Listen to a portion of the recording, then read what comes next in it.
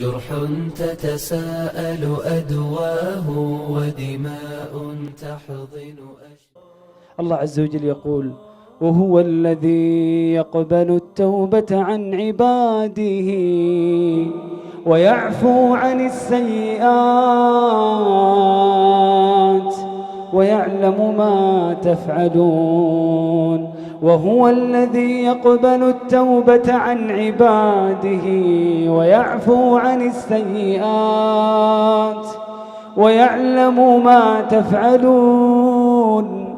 والله يريد أن يتوب عليكم ويريد الذين يتبعون الشهوات أن تميلوا ميلا عظيما. يريد الله أن يخفف عنكم وخلق الإنسان ضعيفا. يا أيها الذين آمنوا توبوا إلى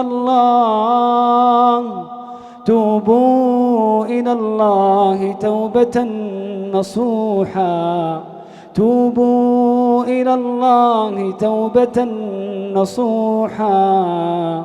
توبوا إلى الله توبة نصوحا.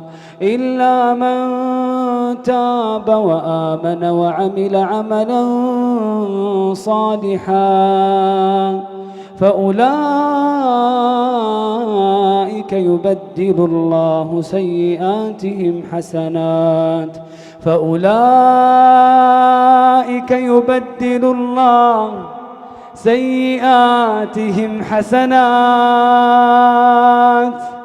فأولئك يبدل الله سيئاتهم حسنات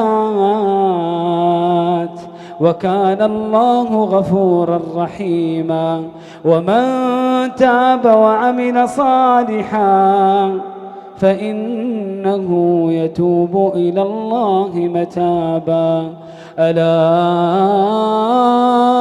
إن أولياء الله لا خوف عليهم ولا هم يحزنون. جرح تتساءل أدواه ودماء تحضن